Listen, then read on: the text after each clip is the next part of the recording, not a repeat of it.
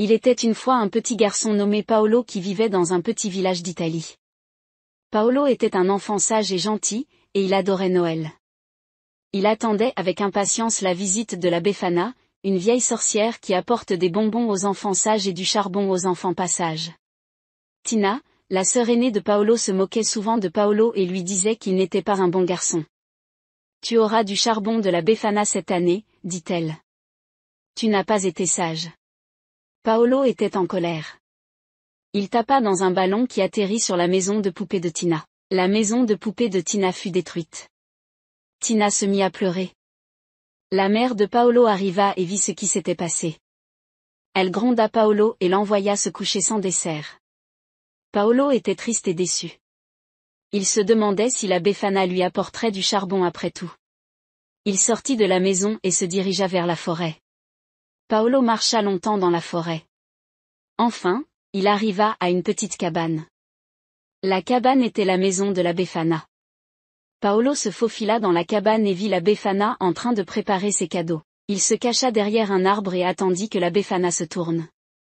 Quand la Befana eut le dos tourné, Paolo sortit de sa cachette et se dirigea vers le sac de charbon. Il leva le ciseau et s'apprêta à couper le sac. Mais à ce moment-là, la Befana se retourna et le vit. « Que fais-tu là, Paolo » demanda-t-elle. Paolo baissa la tête. « Je voulais couper ton sac de charbon, dit-il. Je ne veux pas avoir du charbon pour Noël. » La Befana sourit. « Je comprends, dit-elle. Mais ce n'est pas la bonne façon de faire les choses. Je sais, dit Paolo. J'ai été méchant avec Tina. Je suis désolé. » La Befana hocha la tête. « Je t'accepte tes excuses, dit-elle. Mais tu dois apprendre de tes erreurs. » Paolo hocha la tête. « Je vais essayer d'être plus gentil avec Tina. » La Befana sourit. « Je suis sûre que tu vas y arriver, dit-elle. » Paolo sortit de la cabane et rentra chez lui. Il était heureux. Le lendemain matin, Paolo se réveilla et se leva vite. Il courut dans le salon et vit que ses chaussures étaient pleines de bonbons. Paolo était surpris. Il ne pouvait pas croire qu'il allait avoir des bonbons pour Noël. Il alla dans la chambre de Tina et lui montra ses bonbons.